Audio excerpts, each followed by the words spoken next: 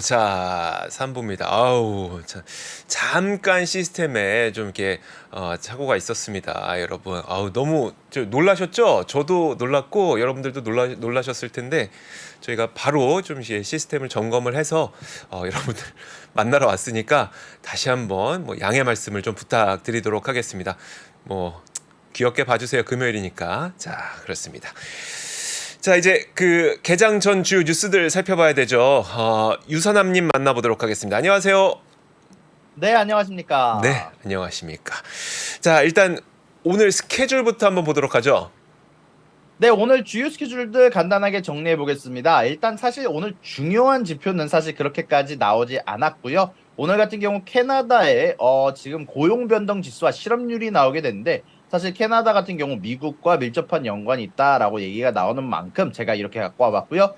그리고 고용 변동률이 예상치를 크게 뛰어넘었습니다. 예측치보다 훨씬 더 거의 2배 넘게 잘 나와주면서 현재 캐나다의 고용시장은 너무나도 잘 나가고 있다라는 얘기가 나오고 있고요. 그리고 실업률은 예상치보다는 낮고 전달과 같은 수치를 유지해주면서 전체적으로 현재 캐나다의 고용시장이 굉장히 좋다라는 이야기가 있었다라고 전달을 해드릴 수 있을 것 같고요. 그리고 오늘 장 마감 이후에 아주 늦은 시간 뒤에 중국에서 소비자 물가지수와 생산자 물가지수가 발표가 나오게 됩니다. 특히 최근에 계속 있었던 디플레이션 트렌드가 과연 드디어 끝나게 될지가 사실상 가장 중요한 부분이라고 생각이 들고요. 그리고 어제자 기준으로는 여러 가지 이야기들이 굉장히 FOMC 멤버들 사이에서 많은 이야기들이 나왔는데 전체적으로 얘기하면은 매파적인 발언들과 비둘기적인 발언들이 적절히 섞였다라고 말씀드릴 수 있을 것 같고요. 오늘 같은 경우 사실 연설을 했었던 연준 위원들이 얘기를 했던 부분들을 좀 돌아보자면 9월에는 금리 동결 가능성이 높다. 금리를 동결해야 될 가능성이 높고, 근데 우리가 금리 인상에 대한 가능성을 앞으로 미래에 있을 가능성을 배제하지는 않아야 한다라고 얘기를 하기도 했고요. 윌리엄스 총재 같은 경우는 조금 더 매파적인 발언을 하면서 우리가 여전히 데이터를 보고 금리 인상을 할지 말지를 결정을 해야 된다라고 하면서 데이터에 관련돼서 굉장히 여러 부분 강조를 한 부분들이 있었다라고 말씀드릴 수 있을 것 같습니다. 네, 알겠습니다. 조금 전에 저희 잠깐 이렇게 먹통된 거 보시고서 많은 분들이 중국 얘기하면 꼭 이러더라 막 이렇게 말씀하시는데 만약에 중국이 또 이제 반간첩법 때문에 우리 3프로 TV를 보고 있다는 건 우리 3프로 TV의 영향력이 대단하다는 거 아닌가요, 여러분? 좀 그렇게 저는 좀 낙관 편향으로 좀 해석을 하고 싶습니다. 자, 그리고 괜찮습니다. 이럴 수 있고 좀 저희가 또 바로 대처를 했으니까 다시 한번 죄송하다는 말씀 드리긴 합니다만 여러분들께서도 좀 귀엽게 봐주시라는 말씀 좀 드리겠습니다.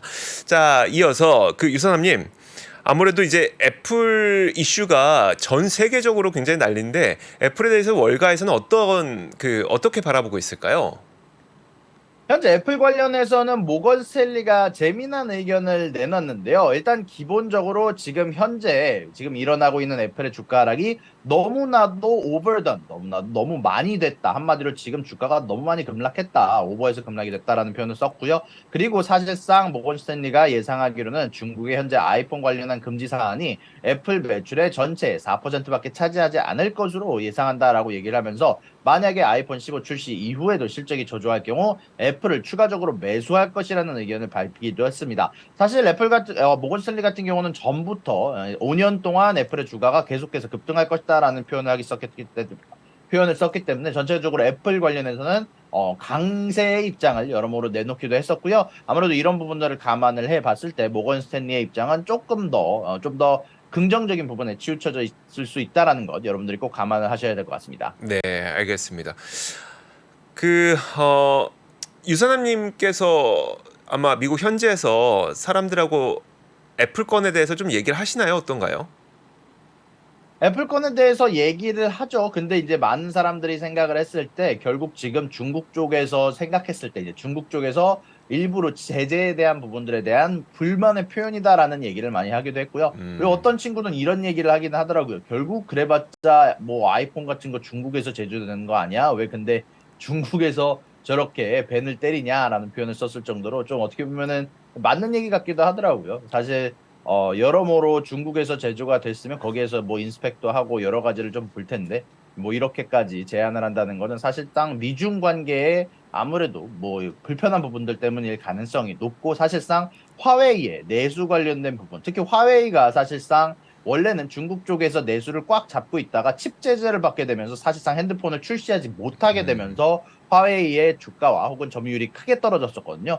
이런 부분들에 대한 내수를 좀 지키기 위한 수단일 수도 있다. 그리고 어저께 말씀드리긴 했지만 미국도 똑같은 조치를 했잖아요. 이제 네. 철강 관련해서 관세 부과하면서 우리도 철강 산업 보호하겠다는 조치를 한 것처럼 비슷한 조치라는 맥락에서 아마 좀 이해를 하고 있습니다. 네, 알겠습니다. 사실 저도 이 부분이 되게 중요하다고 보긴 했었거든요. 그 어차피 폭스콘에서 조립을 할 텐데 만약에 아이폰의 생산량이 적게 될 경우 폭스콘도 타격을 받을 거고 폭스콘은 또 중국 사람들의 또 일자리이기도 하니까 과연 정말 그렇게 강하게 때릴 수 있을까라는 생각을 하기도 했었는데 이런 이야기들을 또 간간히 좀 아는 분들 사이에서는 이야기가 있는 것 같기도 합니다. 자, 애플 다음 주에 이제 신제품 12일이죠. 신제품이 공개가 되니까 신제품에 대한 반응도 한번 봐야 될 것 같고요. 자, 다음 주 한번 기대해 보도록 하겠습니다. 자, 그리고 다음 뉴스는 디즈니인데 어떤 내용일까요? 디즈니 같은 경우는 캘리포니아 주지사인 디센티스와 계속해서 소송 전쟁이 일어나고 있다라고 말씀드릴 수 있을 것 같은데요. 근데 이런 부분들 관련해서 일단 뭐 호재라고 볼지 악재라고 볼지 정확하게 뭐 정의할 수는 없지만 일단은 디센티스와 소송 중인 모든 건 중에서 딱 하나 이제 표현의 자유에 대한 소송심에 빼고는 모든 건들을 드랍한다고, 모든 건들을 취소한다라는 부분이 이야기가 나오고 있습니다. 일단 이런 부분들 관련해서 저는 개인적으로는 긍정적으로 받아들이고 있고요. 사실 디즈니가 이제 전체적으로 이런 정치적인 부분 관련된 소송 엮이고 있는 부분들이 사실 디즈니의 주가에 계속해서 커다란 악영향을 주고 있었으므로 사실 이런 부분들이 하나로 축약된다는 것 자체가 개인적으로 생각했을 때는 나쁘지 않게 볼 만한 여지가 있다라고 생각이 좀 듭니다. 알겠습니다. 참 디즈니 요즘에 말도 많고 탈도 많고 그래서 과연 언제쯤 이 디즈니가 좀 회복할 수 있을까 궁금합니다.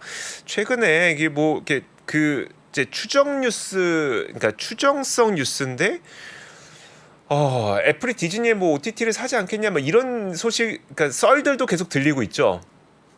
네, 그런 썰들이 나오기는 했는데 일단 디즈니 쪽에서 뭐 OTT 매각 이런 거를 뭐 찾아본다고 얘기를 하지만 반대로 얘기해서 사실 이번에 한국에서는 가격을 올리기도 했거든요. 네, 사실 이런 부분들 감안을 해 봤을 때 뭐 지금 디즈니가 당장 판다라고 뭐 그런 것들을 확신할 수도 없고 아무 딱히 대형 매체들에서는 다루고 있지 않기 때문에 네. 개인적으로 생각했을 때는 아직까지는 가능성이 낮다라고 보는 게 맞는 것 같습니다. 알겠습니다. 자, 그리고 테슬라 뉴스도 나왔던데 저도 그러니까 2천여 곳의 힐튼 호텔에 2만여 개의 그 테슬라 슈퍼차저 충전기를 설치한다는 소식이 있었죠.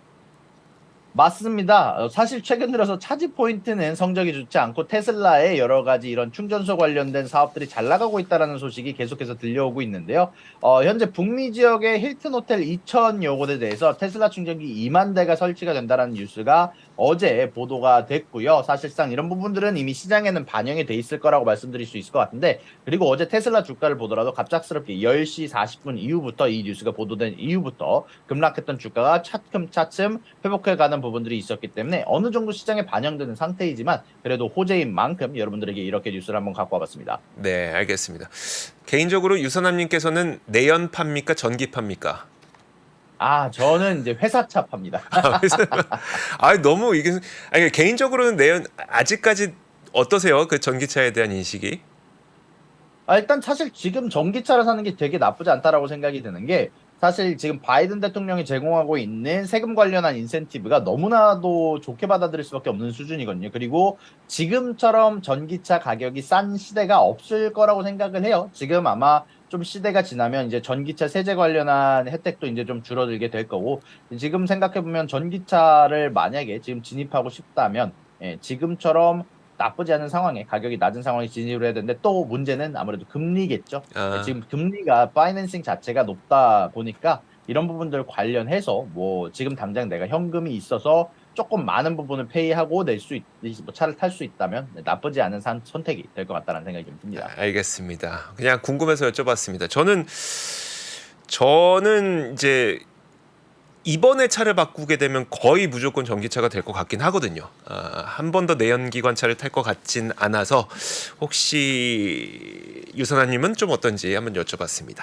자, 다음 소식 한번 보도록 하겠습니다. 미국에서 후속 조치가 나왔습니다. 화웨이 칩에 대해서 조사한다고요? 네, 맞습니다. 사실 이미 화웨이 핸드폰이 열려서 이제 그런 부분들 관련해서 지금 제조가 진짜 중국에서 나온 게 맞냐 이거에 대해서는 이미 어느 정도 이야기가 많이 나왔는데요. 이런 부분들 관련해서 중국 쪽에서 직접 제품을 만들었다라는 결과가 사실상 받아들여지면서 사실 미국 내에서 이런 부분들에 대해서 추가적인 조사가 필요하다라는 의견이 있었고 그에 따라서 이것들에 대해서 후속 조사가 들어갈 예정이라고 이야기가 나오고 있고요. 이미 어느 정도 보도가 되긴 했지만 이런 가운데 안에서 SK 하이닉스 한국의 칩 제조업자에서 만든 제조 칩들이 발견이 됐기 때문에 이런 부분을 관련해서 어떤 식으로 이런 칩들이 들어가게 됐는지까지 조사가 된다라고 얘기가 나오고 있는데 일단은 이런 부분들 관련해서 SK 하이닉스는 전혀 우리는 칩에 대한 제재가 시작된 이후 딜을 한 적이 없다라고 얘기를 했던 만큼 여러모로 조사가 어떻게 될지 조금 전체적으로 시장에 주목이 귀추가 되는 바입니다. 알겠습니다. 그 이 부분이 우리가 걱정이 되는 거예요. 분명히 SK 하이닉스가 미국 제재가 된 이후에 화웨이랑 거래를 안 했을 거란 말이죠. 분명 안 했을 텐데 어디서 뚫려갖고 들어갔다는 게 문제가 되면서 거기에서 제재가 들어올까봐 그게 우리는 걱정이 되는 거죠. 분명히 우리가 잘못해서 그렇게 되면은 그래 이해할 텐데 우리는 잘못을 안 했지만 그 현상이 발생함으로써 제재를 받게 될까봐 그게 참 우리가 걱정인 거죠. 우리가 통제할 수 없는 변수가 생겨버리는 게 좀 걱정이라 어떻게 될지 좀 지켜봐야 될 것 같습니다. 자, 다음 소식은 자 지금 유럽 천연가스 가격이 다시 오르나 봐요. 네, 유럽 쪽 가스 가격이 급등했다라는 뉴스가 오늘 블룸버그를 통해서 보도가 됐는데요. 실질적으로 오늘 보일이라고 불리는 미국에서 거래가 되고 있는 천연가스 관련한 주식도 전체적으로 오늘 2%에서 3%가량 오른 상태로 시작을 하고 있는데 현재 유럽의 천연가스가 오르고 있는 이유는 쉐브론이라는 기업, 호주의 유명 LNG 관련한 기업이 현재 스트라이크 한마디로 노조가 파업에 들어가게 되면서 물론 전체 파업이 아니라 일부분만 파업을 진행한다라고 얘기를 하는데 이에 관련해서 불확실성이 존재를 하기 때문에 분명 지금 공급이 수요보다 조금 높은 상태, 공급이 굉장히 안정적인 상태임에도 불구하고 현재 이런 불확실성으로 인해서 천연가스 가격이 갑작스럽게 급등을 했다는 뉴스가 전달이 되었습니다. 네, 알겠습니다. 그 유럽 천연가스 가격이 좀 크게 급등했고 미국 천연가스 헨리 허브 가격은 그렇게 크게 오르는 것 같진 않더라고요. 네, 맞습니다. 저도 찾아봤는데 그래서 이 보일이라는 게 3배의 천연가스 움직임 3배인데 2, 3%면 아마 1% 내부에서 왔다 갔다 움직였다라는 소리라서 제가 아까 말씀드린 것처럼 천연가스가 사실 지금 재고가 굉장히 높은 상태입니다. 이게 항상 이 에너지에 대한 예측치를 제공하는 미국의 에너지 부서에서 항상 자신들이 갖고 있는 재고에 대한 부분들을 발표를 하는데 예상치에 굉장히 높은 상단에 위치해 있어요. 그래서 최근 천연가스 가격들의 움직임이 안 좋았던 이유가 그것 때문인데 이런 부분들 관련해서 지금 미국의 온도가 34도거든요, 섭씨로. 네, 너무 높기 때문에 가을인데도 불구하고 그래서 천연가스 사용량이 줄기도 했고 공급은 유지가 되는 상태였기 때문에 네. 천연가스 가격이 안 좋은 움직임이 여전히 유지가 되고 있고 실질적으로 공급이 흔들릴 정도의 파업은 아닌데 제가 봤을 때 유럽 쪽에서는 불확실성이라는 점 때문에 아마 크게 올랐던 것 같습니다. 혹시 그 이런 뉴스에서 그러면 호주에 있는 이 그 LNG 그 퍼실리티의 근로자들은 왜 파업하는지에 대한 이야기들도 좀 있나요? 그거는 제가 찾아보지는 않았네요. 네, 안 그래도 요즘에 그 파업들이 굉장히 많이 되고 있어서 자 그러면 이왕 파업 이야기 나온 김에 그 미국의 전미 자동차 노조도 거의 파업에 임박해 가고 있는 상황이죠. 네, 맞습니다. 사실 이따가 뉴스로 전달해 드리려고 했는데 아유 바로 그 바꿔도 되겠네요. 그걸 먼저 하시죠. 그걸 네. 네네네. 사실 GM이 사실 제안을 했습니다. UAW의 포드와 GM이 이미 우리들이 이미 임금을 상승시켜 주겠다라고 사실 이런 부분들 관련해서 우리가 너의 임금을 10%나 16% 올려줄게라고 제안을 했는데 사실상 이게 거절이 당했습니다. 이게 이 GM, 포드, 스텔란티스 세 개 기업의 노조가 UAW라는 기업 노조인데 얘네가 9월 14일 날부터 계약이 종료가 되게 됩니다. 근데 이런 부분들 관련해서 이런 UAW가 원하는 제안은 46%의 임금 상승, 인플레이션 보호 수당, 연금 복원, 신입 직원이 최고 임금에 도달하기까지의 시간을 단축하는 거, 일주일 32시간 근무, 4일 근무에 관련된 부분을 원하는데 사실 이런 부분들 관련해서 주 4일 근무와 임금 46% 제한 빼고는 사실 모두 다 오케이를 GM 쪽에서 했거든요. 그리고 심지어 신입사원의 급여를 56% 인상을 하겠다. 그리고 임시 직원의 더 많은 임금 상승을 시켜주겠다라고 얘기를 했음에도 불구하고 UAW에서는 모욕적이다라고 얘기를 하면서 제안을 거절했다라고 얘기를 하면서 사실상 9월 14일 날부터 여러모로 파업에 들어갈 가능성이 굉장히 높아졌다라고 말씀드릴 수 있고요. 이런 부분들 관련해서는 제가 사실 좀 제 채널에서 좀 디테일하게 얘기를 하긴 했는데 사실 UPS나 뭐 파일럿들의 파업과는 사실 이 UAW의 노조에는 좀 차이점이 좀 있기는 합니다. 일단은 사실 UPS와 파일럿 같은 경우는 지금 당장 대체할 수 없는 직업이라는 점이 있고 반대로 이런 자동차 관련한 노조는 현재 자동화 설비 작업이 추가적으로 늘어가고 있고 노동자 감축이 앞으로 노동자에 대한 비용이 올라갈 때마다 더 추가적으로 늘어갈 가능성이 많다는 부분인데요. 사실 말씀해 주신 것처럼 지금은 바이든 대통령이 얘기를 했던 것처럼 보통 내연차에서 이제 전기차로 전환하는 시대에서 전기차로 전환이 될 경우 이 UAW에서 일하는 노조에서 일하는 사람들이 할 일이 가면 갈수록 적어지고 자동화 설비가 늘어날 수밖에 없거든요. 사실 이런 거 관련해서 조금 조사를 했었는데 토요타 같은 경우는 국제 제조업체가 이제 비노조 조립 공장에서 시간당 55달러, 테슬라 같은 경우는 45달러인 반면 현재 디트로이트 UAW 노조 같은 경우는 시간당 64달러 정도를 임금과 혜택을 합쳐서 받고 있다라는 얘기가 나오고 있기 때문에 사실상 이런 부분들이 앞으로 조금 어떻게 진행이 될지 조금 여러모로 집중이 가는 가운데 예상 관련해서는 10일 만에 15만 명이 파업하게 되면은 입을 피해가 이제 회사 3사가 5빌리언 달러에 달할 것으로 예상이 되고 있고 실질적으로 만약에 좀 더 파업에서 성공적으로 이제 딜을 한다고 하더라도 추가적으로 100빌리언 달러에 해당하는 자금을 4년 동안 쓸 것으로 예상이 되고 있기 때문에 지금 당장 양쪽의 입장이 굉장히 팽팽하다는 점까지 전달해 드릴 수 있을 것 같습니다. 알겠습니다. 그 방금 말씀하셨던 게 GM이나 포드에서 일하시는 그 근로자분들이 시간당 64달러를 받으신다 그랬어요. 근데 만약에 여기에서 요구하고 있는 게 46%의 임금 인상이면 대략 100달러라고 쳤을 때 시간당 10 네네. 정확하게 얘기하면 임금과 혜택을 포함한 부분이 64달러고 네네. 노조 같은 경우는 원래 임금이 높지 않은 대신 보통 음. 혜택을 굉장히 빠방하게 주거든요. 아. 좀 크게 아, 주거든요. 네네. 굉장히 혜택을 좀 크게 줘가지고 실질적인 임금 자체는 15불에서 30불 정도에 아마 책정이 되어 있을 겁니다. 알겠습니다. 어쨌든 46%의 임금을 올려달라고 하는 좀 상상하기도 힘든 임금 인상률인데 어쨌든 노조가 46%를 요구하고 있고 GM 측에서는 안 된다. 46%는 말도 안 되고 10% 올려줄게라고 하고 있지만 이 간극이 너무 크기 때문에 간극은 굉장히 큰데 지금 며칠 안 남았죠. 9월 14일이 마감 기한이니까 지금 7일밖에 안 남았네요. 7일도 안 남았으니까 6일밖에 안 남았으니까 참 진짜 파업에 들어갈 가능성도 좀 염두를 해둬야 되겠습니다. 지금 파업 얘기를 좀 두 가지를 해봤고요. 자, 다음 소식은 어디일까요? 네, 다음 소식은 밈 주식의 아버지라고 불렸던 인물 중 하나인 라이언 코엔 게임스탑 회장이 현재 SEC에서 조사가 들어간다라는 얘기가 나오고 있습니다. 사실 라이언 코엔 같은 경우는 공매도와의 전쟁이다라고 얘기를 하면서 이번에 배드벳 비욘드의 주식을 사기도 했었는데 이런 부분들 관련해서 라이언 코엔이 어마어마한 돈을 벌게 됐었는데 이런 부분들 관련해서 이제 배드베트의 주주들이 단체 소송을 라이언 코엔에게 진행을 했고요. 이런 부분들 관련해서 SEC가 현재 조사를 들어갔다라는 얘기가 전달이 되었습니다. 그러니까 라이언 코엔은 공매도를 한 거죠?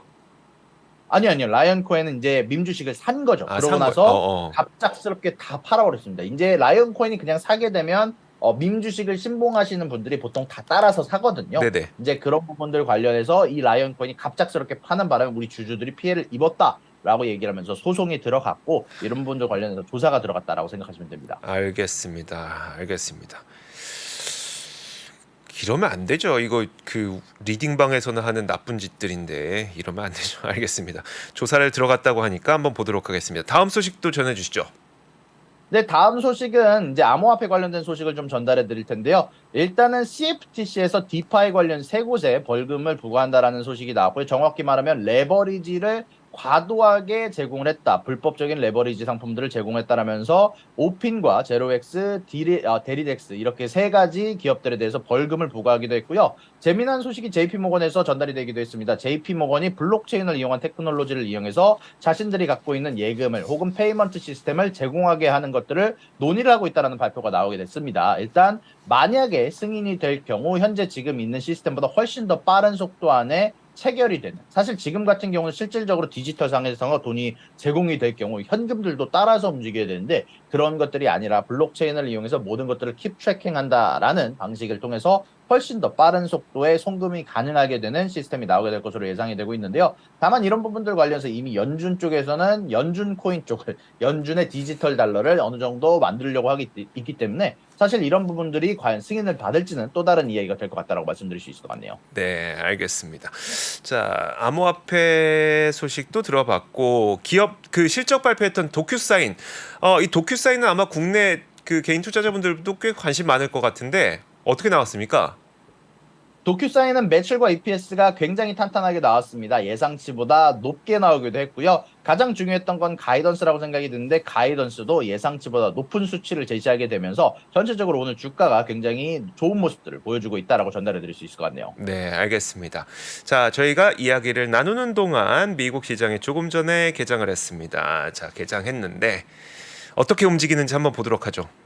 초반 분위기는 일단 나쁘지 않습니다. 제가 좀 몇 가지만 좀 더 키고 여러분들 바로 브리핑을 해드리도록 할게요. 이게 좀 얘기 듣다 보니까 못했는데 금리랑 유가도 좀 오늘 봐야 될 것 같아서 어떻게 움직이는지 일단 보도록 하겠습니다. 자, 시장은 지수는 나쁘지 않습니다. 화면 함께 보시죠.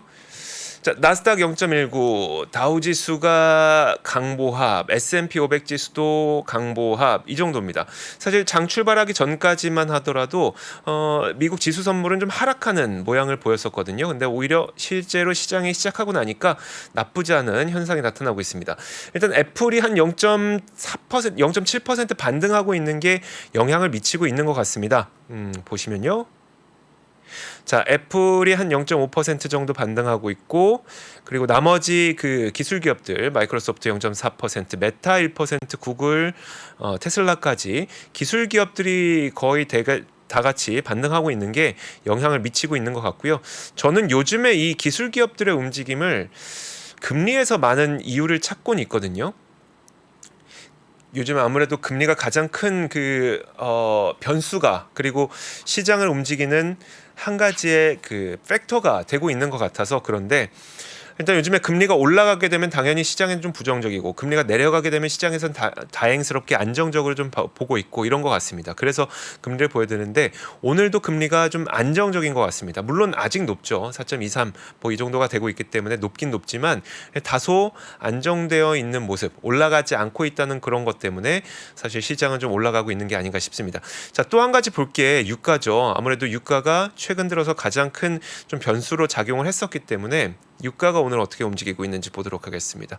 자, 아쉽게도 오늘도 유가는 좀 올라가고 있네요. 크루드 오일이 0.4% 정도 상승하면서 어제 장중 한때 88달러를 살짝 터치하고 오기도 했었거든요. 물론 지금 화면에서 보시는 것처럼 상승 탄력이 계속 이어지고 있지는 않습니다. 막판에 약간 좀 이렇게 약간 플랫한 거 보이시죠? 자, 그래서 다소 안정세를 찾아가고 있지만 아직 방향이 어디로 갈지 모르니까 이 매크로 지표들 좀 유의 깊게 살펴봐야 될 것 같습니다. 제가 이걸 보는 이유가 뭐냐면, 자, 바로 이겁니다.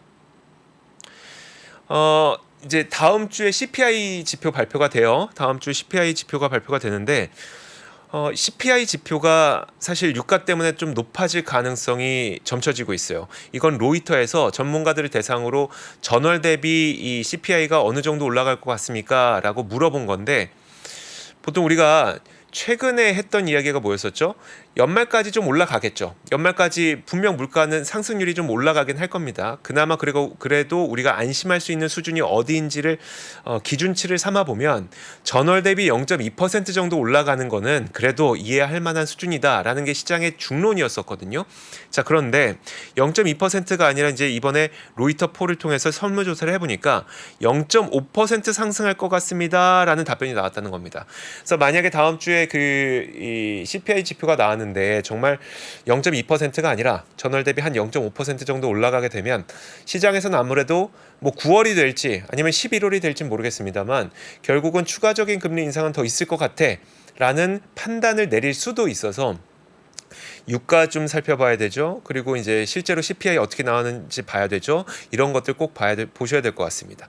자, 그래서 오늘 뭐 올라가고 있긴 한데 시장 뭐 초반 분위기가 나쁘진 않긴 한데 사실 걱정되는 것들이 뭐 몇 가지가 있습니다. 지금 달러 강세도 계속 나타나고 있는 상태잖아요. 거의 6개월의 최고치입니다. 지금 달러 인덱스가 105포인트를 넘어서고 있는 상태인데 이게 어느 정도 수준이냐면 지난 3월 정도의 수준입니다. 지난 3월에 거의 한 106달러 정도까지 다시 한번 찍었으니까요.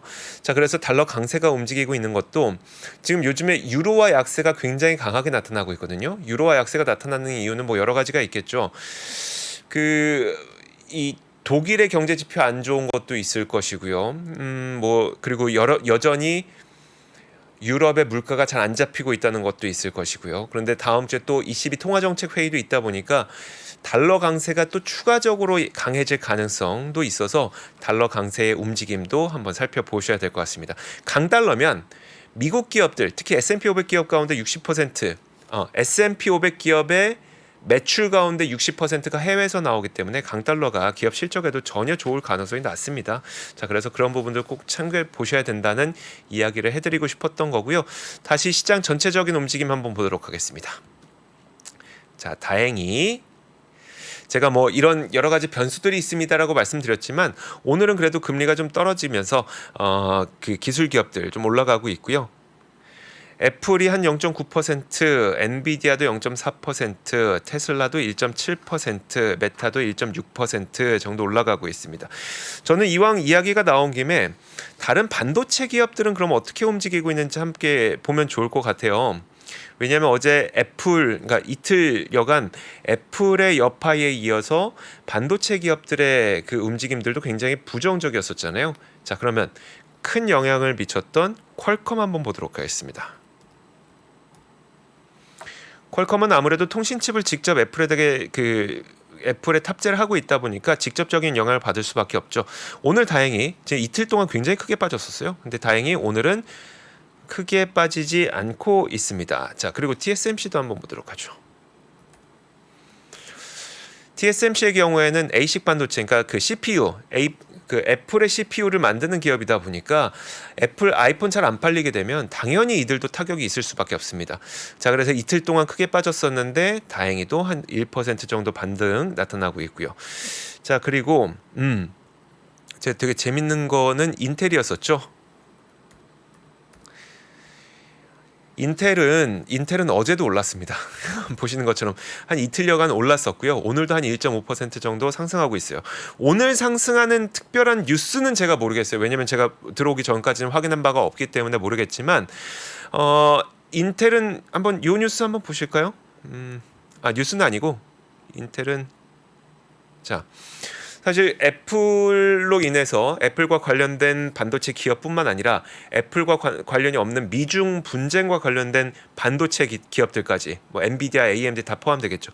다 같이 하락했었는데 오히려 어제는 인텔이 상승을 했었거든요. 그 이유를 보니까 결국 만약에 그 뭐 미중 간의 분쟁이 심각해지면서 대만에 대한 공격이 있게 될 경우 그러면 누구에게 이 파운드리를 맡기겠느냐? 미국 내에 공장을 짓고 있는 인텔이 아니겠느냐라는 논리 때문에 올랐다고 하는데 좀 과도한 추측이죠. 뭐 안 그래도 이제 최근 미국에서 공장을 건설 중인 TSMC가 또 인력이 부족하니까 우리가 대만에서 인력 데려오겠습니다라고 했더니 이게 또 미국 현지에서의 반발이 굉장히 거셌잖아요. 자, 이런 것들이 있는 가운데 인텔이 수혜를 받지 않겠니라는 그 기대감으로 했다고는 하는데 여러분들 보시는 것처럼 인텔에서는 2025년입니다. 2025년 그리고 2025년에서 2026년 사이 지금 오하이오주에서 하고 있기 때문에 좀 과도한 억측이 아니냐라는 이야기도 좀 나타나고 있습니다. 자, 그리고 종목별로 한번 몇 가지만 더 볼까요? 시장 전체적인 분위기 한번 보도록 하겠습니다. 아직 뭐 초반이긴 한데 그래도 기술주들 올라가는 거 그리고 그동안 며칠 동안 워낙 시장이 불안하면서 헬스케어 기업들 올라갔던 것들이 약간 좀 멈칫하고 있습니다. 물론 그럼에도 불구하고 일라이릴리는 그냥 단순히 헬스케어 기업이 아니라 비만 치료제와 연관되어 있는 헬스케어 기업이기 때문에 연관이 아니죠. 비만 치료제 전 세계를 양분할 것으로 기대되는 기업이기 때문에 오늘도 어김없이 사상 최고치를 기록하고 있는 모습 나타나고 있습니다. 자, 유가가 올라가니까 정유주도 또 오르네요. 정유주도 또 오르고 자, 그렇습니다. 자, 유선남님 몇 가지 좀 정리해 주실까요? 네, 사실 여러모로 CPI 관련된 얘기를 해주셨는데 맞습니다. 지금 CPI 관련돼서 예상치가 굉장히 컨센서스가 높아잡히기도 했고요. 사실 이 부분에서 가장 중요한 부분은 유가가 8월 내내 올랐기 때문에 아마 악재로 작용할 가능성이 높다라는 생각이 드는 반면에 다만 코어 CPI 예상치가 굉장히 낮습니다. 한 달 기준으로 0.2%로 잡힌 만큼 특히 일단 뭐 저번에 말씀드리긴 했지만 저는 주거비 관련해서 이제 슬슬 조금 원래 제가 전에 이런 말씀을 드린 적이 없었는데 슬슬 좀 꺾이고 있다라는 분위기가 사실 요즘 건물주들 혹은 뭐 집을 소유하고 계시는 분들 사이에서 좀 얘기가 나오고 있는 걸 봐서 슬슬 꺾이는 타이밍이 나올 것 같다라는 생각이 좀 듭니다. 이제 그에 따라서 코어 CPI 같은 경우는 좀 낮게 나올 가능성이 좀 높다라고 생각이 들고 있고요. 이런 부분들 관련해서 연준이 결국 더 많이 보는 부분은 코어 CPI거든요. 뭐 코어 정확히 말하면 PC가 되겠지만 이런 부분들이 아마 시장에 좀 영향을 주게 될 것 같고 시장의 반응이 과연 코어 CPI가 낮게 나오고 헤드라인 CPI가 높게 나왔을 때 어떻게 나올지는 저도 개인적으로는 상상이 좀 잘 안 가기도 하고 그리고 좀 중요한 부분이 있는데 애플의 신제품 발표하고 CPI의 날짜가 겹칩니다. 그래서 과연 시장의 분위기가 아이폰이 발표가 잘 나오더라도 애플의 주가가 어떻게 될지는 CPI에 의해서 이제 변동이 될 수도 있기 때문에 이런 부분들 감안을 하시고 만약에 어닝 플레이를 하시게 될 경우 조심하셔야 된다라는 말씀 전달해 드릴 수 있을 것 같습니다. 네, 알겠습니다. 자, 유선남님과 함께 금요일 장 출발 전 꼭 살펴봐야 되는 주요 뉴스들 확인해봤습니다. 유선남님 이번 주도 너무 고생하셨고요. 다음 주에 볼게요. 네, 감사합니다. 네, 감사합니다. 자, 이제 저희 글로벌 라이브도 마무리를 짓도록 하겠습니다. 자, 근데 그냥 좀 끝내기 약간 아쉬웠네. 아까 안 그래도 저 키 물어보시더라고요. 저 키 꽤 커요. 맨날 앉아 있어서 안 그래 보이시나 본데 170일 말씀하셔서 에이 그건 아니죠. 제 170일은 저 키는 꽤 큽니다. 184입니다. 184. 너무 이렇게 작게 보지 마세요. 저 그렇게 작은 사람 아니에요. 184 정도 되고요. 예. 자, 끝내기 앞서서 저 이거 뭐 나중에 제가 그 따로 방송에서 하긴 할 건데 이거 한번 말씀드리고 싶어요. 요즘에 되게 잘 나가는 기업이 미국에 있는데 한번 그 생각이 들었어요. 그 GDP 나우에서 여러분 GDP 나우에서 지금 3분기의 그 성장률을 되게 높게 보고 있잖아요. 물론 미국의 GDP 가운데 가장 큰 비중을 차지하고 있는 거는 PC가 맞습니까? 그러니까 개인들의 소비 지출, 퍼스널 컨슈머 익스펜시브인가요? 아무튼 PC가 맞습니다. 그러니까 개인들이 소비를 얼마나 많이 하느냐. 어쨌든 3분기에 높은 건 PC가 맞긴 한데 근데 최근에 이렇게 조금씩 높아지면서 뭐냐면 민간 부문의 투자가 증가하고 있다라고 하면서 뭐 11% 내지는 12% 정도 증가하고 있다는 코멘트들이 GDP 나우에 계속 나오고 있거든요. 그 말은 뭐냐면 계속 뭔가 그 미국의 기업들이 미국 내부에서 투자를 하고 있다는 건데 우리 너무나도 잘 알죠. 배터리 기업 투자해서 공장 짓고 있죠. 뭐 반도체 기업 투자해서 공장 짓고 있죠. 노후된 인프라 교체하고 있죠. 그리고 신재생 한다고 또 인프라 교체하고 있죠. 이런 것 때문에 실제로 미국에서 우리나라에서 미국으로 파는 변압기도 되게 많이 나간다면서요. 인프라 교체 수요. 그게 우리는 이제 미국에선 유틸리티에 많이 해당되니까 미국엔 유틸리티 기업이라고 하는 게 각 주마다 있고 그 있잖아요. 거기에 들어가는 기업들이 굉장히 잘 오르고 있습니다. 이거 화면 한번 보여주죠. 지금 보시면은 ETN이라는 티커를 쓰고 있는 EATON입니다. 이튼 코퍼레이션이라고 하는 기업인데 이들이 전력 인프라라든지 아니면 전력 인프라 뭐 배전기기 이런 것들 만드는 기업이거든요. 수많은 뭐 데이터 센터 지을 때도 정말 수많은 배전기기 들어가야 되죠. 변전기 들어가야 되죠. 변압기 들어가야 되죠. 이런 것들을 하고 있는 기업이고 그리고 제가 예전에는 이걸 다른 이유 때문에 보여드렸었는데 자 화면을 보시죠. 제너럴 일렉트릭 사실 이 제너럴 일렉트릭도 제가 이전에는 뭘 때문에 보여드렸었냐면 항공기 엔진 때문에 보여드렸었는데 항공기 엔진 절반, 나머지 절반은 이 전력기기입니다. 그리고 가스터빈, 전력기기뿐만 아니라 가스터빈 굉장히 많아요. 절반은 가스터빈, 그리고 절반은 이제 그 항공기 엔진이거든요. 이들도 결국은 노후 인프라 교체하고 뭐 발전소 설치하고 뭐 인프라 교체하고 하면은 결국 이들도 굉장히 많이 필요하게 되거든요. 그래서 이런 기업들이 확실히 잘 나가고 있다. 미국에서 실제로 기업들이 투자하면서 그 투자의 수혜를 받는 기업들이 잘 나가고 있다. 이런 것들을 좀 보여드리고 싶었습니다. 그래서 여러분들 이런 기업들에게도 좀 그 시장을 확대해서 인공지능도 맞는데 인공지능 하려다 보니까 데이터 센터 필요하고 데이터 센터 하려다 보니까 야 전력이 너무 많이 필요한데 야 지금 있는 전력 인프라 갖고 되겠어? 야 노후 인프라 교체하자. 노후 전력 인프라 교체하자고 하면서 새롭게 생기고 있는 교체 수요들 또까지도 좀 연계 지어서 생각해 보시면 좋을 것 같아서 오늘 잠깐 이야기를 드렸습니다. 조금 더 자세한 이야기는 제가 따로 취재를 해서 여러분들께 소개해 드리도록 하겠습니다. 자, 주말입니다. 여러분 주말 잘 보내시고 오늘 밤도 잘 보내시고 저는 다음 주 월요일에 찾아뵙도록 하겠습니다. 좋은 밤 보내세요. 고맙습니다.